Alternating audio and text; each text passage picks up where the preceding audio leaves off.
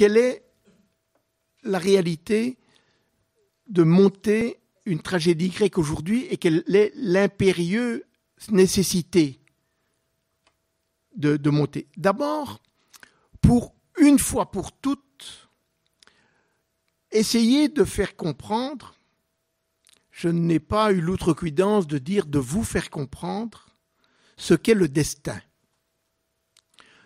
Quand on parle de tragédie grecque, on parle de destin. Et c'est le destin, et vous employez, et c'est le destin. Le destin, en tout cas pour une école de mythographie à laquelle j'appartiens, il est unique. Il est le même, le vôtre et le mien. Il est celui d'Achille, celui de Clytemnestre et celui d'Oreste. Si vous préférez d'autres personnages plus importants, on peut en trouver. Est le même. Notre destin à tous, c'est de mourir. Le reste, c'est des drames. Une tragédie, c'est d'écrire un destin, c'est-à-dire d'écrire une mort, c'est-à-dire montrer que la mort est inexorable et immuable. Il y a une seule chose qui est immuable de nos jours, même si on écrit beaucoup sur Stop la mort maintenant, c'est la mort. Or, une tragédie, c'est ça. Donc une tragédie, c'est la mort. Or, pour mourir, il n'y a qu'une seule condition. Une seule. Pas 36, une. Il faut naître. Donc, la tragédie, c'est la naissance. Donc, quand vous naissez, vous entamez une tragédie puisqu'elle va inexorablement sur la mort. Et naître, c'est mourir.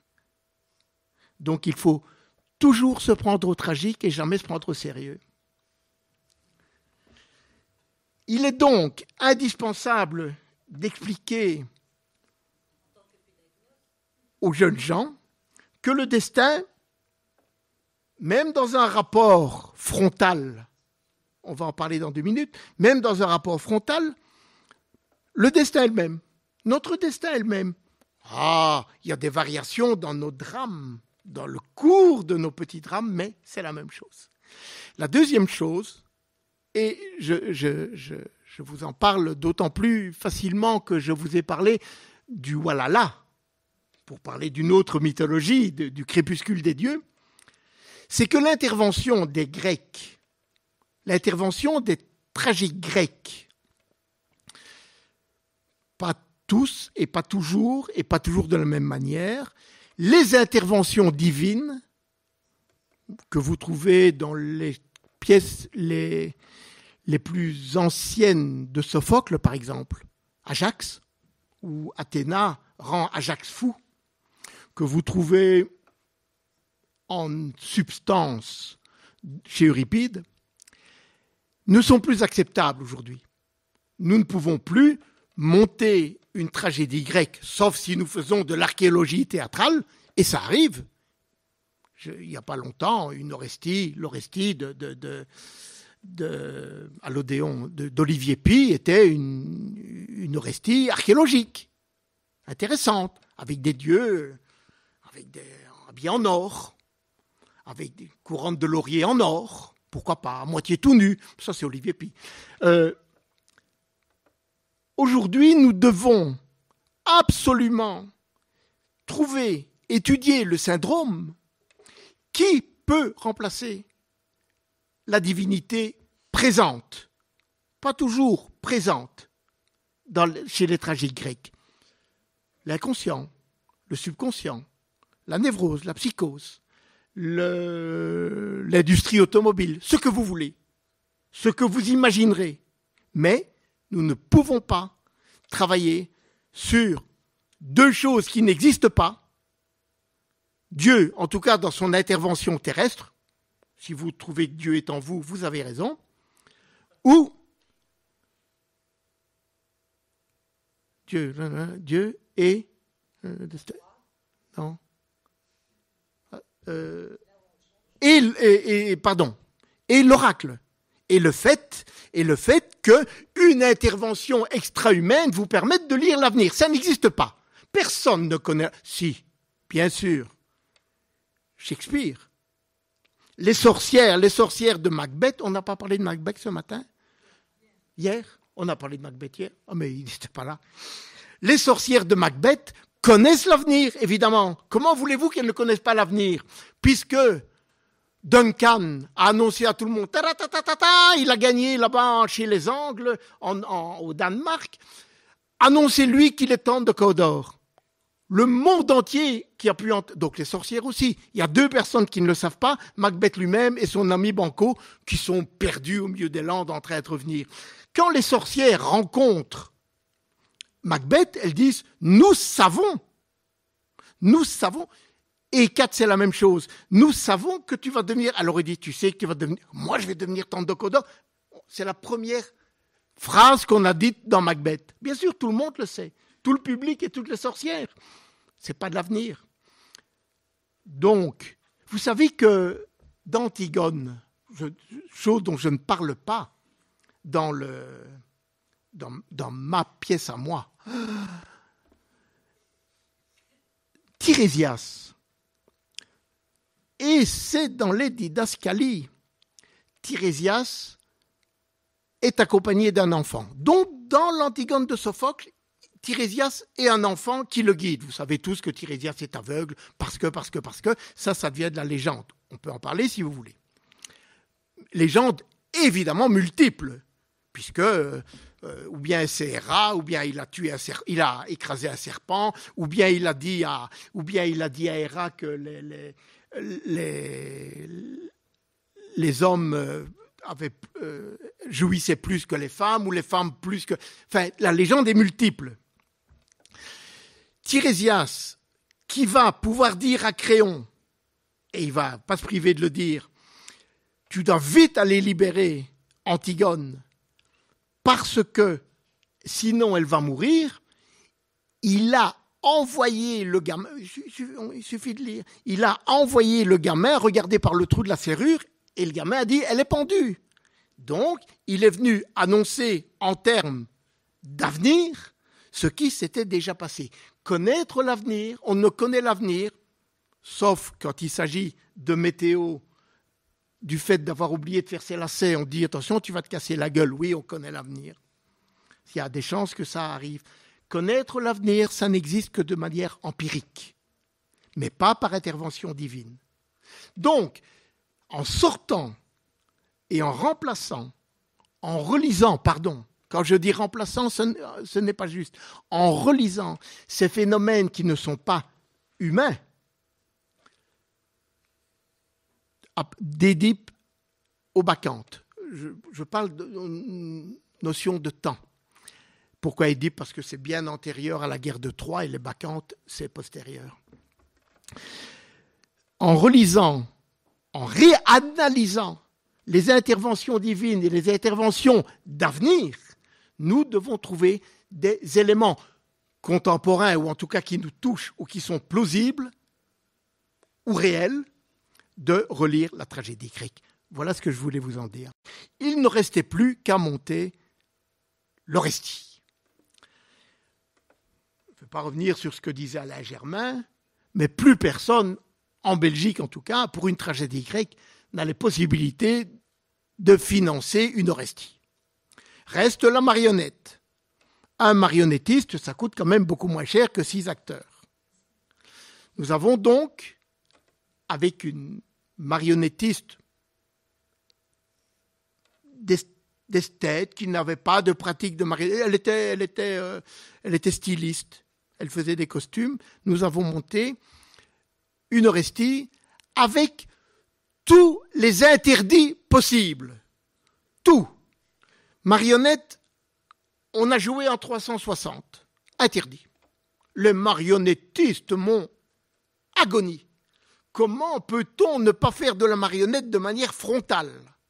Déjà, la tragédie grecque, ça se fait plus fréquemment, mais la marionnette. Donc, nous avons monté la marionnette en 360. Un comédien et une multitude de marionnettes avec 4 montreurs, 4 porteurs, qui avaient leur voix dans un haut-parleur, comme ça. Et alors, les gens On a joué 70 fois, c'était très lourd. Avec le public de part et d'autre, donc le public servait aussi en même temps que les marionnettes et les gens se voyaient face à face, c'était ahurissant. Et le bel exercice, quand vous voulez, c'est de transformer le cœur en dialogue. Mais destiné au cœur, destiné au personnage du cœur. Vous savez que les cœurs sont assez différents. Vous savez qu'un cœur est homogène. Hein. En Grèce, c'est obligatoire. Le cœur est homogène pour plein de raisons. On peut les développer si vous voulez. Le cœur, donc, il faudrait trouver un type d'homogénéité de lieu, de temps, d'espace et de langue qui permettent de réécrire tous les cœurs en termes, passez-moi l'expression, d'entracte. C'est à peu près ça, le Stasimon, hein, puisque vous savez qu'il y avait 1 et 3 comédiens, il fallait qu'ils changent aussi les acteurs grecs. Donc il y avait plus de 1 ou 3 rôles. Donc ils allaient changer de costume et changer de masque. On les reconnaissait. Et c'est un exercice magnifique. Que cette écriture, c'est un exercice pour les étudiants en théâtre, pas facile, mais un exercice magnifique, un exercice en écriture qui est modèle. D'abord parce qu'il faut avoir lu la tragédie, deuxièmement parce qu'il faut avoir une entrée dramaturgique et une entrée mythologique, c'est-à-dire un rapport de temps entre la légende qui est bien antérieure. Alors je voulais vous dire, mais c'est le travail de thèse. La mythologie, ça s'écrit à l'envers. Hein. Évidemment, il y a des légendes archétypales, mais nous les connaissons bien. Bereshit, vous savez, ça a été écrit en même temps. Le Tanakh, l'Ancien Testament, c'est en même temps que l'Iliade. On n'est pas à 50 ans près à ce moment-là. Alors, Bereshit, c'est en tête. Ça ne veut pas dire au début. Vous ne pouvez pas traduire les premiers mots de l'Ancien Testament par au début, au commencement. Parce que, ou bien vous ne serez pas d'accord avec moi, c'est votre droit le plus strict, mais vous devez reconnaître avec moi, ou alors c'est un bel exercice pour les étudiants en théâtre et pour les autres, que tout ce qui a un début a une fin. Tout ce qui a un début a une fin.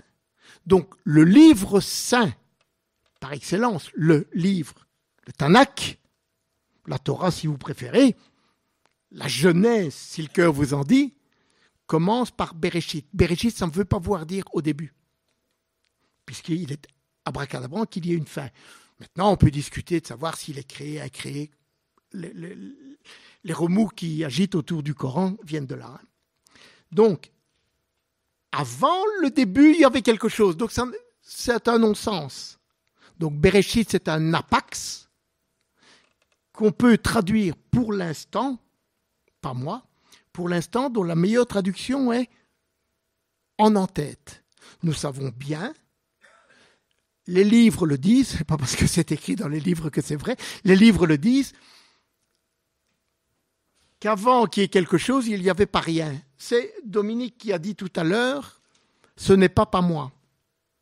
Je ne pouvais pas ne pas le noter. C'est une phrase magnifique. Dans une description de ce qu'est, même pas un acteur, de ce qu'est un rôle, cette phrase est magnifique. Je vous conseille à tous et à toutes et à tous, de l'écrire au frontispice de vos agendas. Ce n'est pas moi. Eh bien, moi, je vous dis qu'avant le début, il n'y avait pas rien. Et il y avait de l'eau. Il y avait de l'eau. Nous parlons de mythologie grecque. Homère, vers 240, donne une création du monde qui est bien différente de celle d'Hésiode, qui parle de la séparation de Zeus et d'Héra, qui se sont disputés. Non, qu'est-ce que je raconte? C'est Héra qui raconte. De je ne sais plus qui, de Gaïa, non, je ne sais plus qui. deux divinités d'eau. Donc ça doit être l'identité d'Amphitrite et du Poséidon archaïque. Amphitrite étant la première divinité marine, archaïque de chez archaïque, et qui dit, comme ils sont disputés, l'un, le dieu mâle, entoure la terre d'eau, les océans.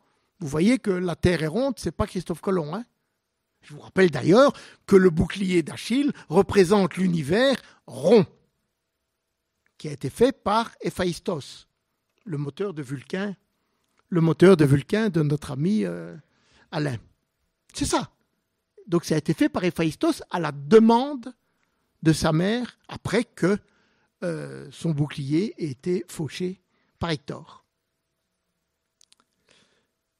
Ah, la mythologie. 3, 3, 3.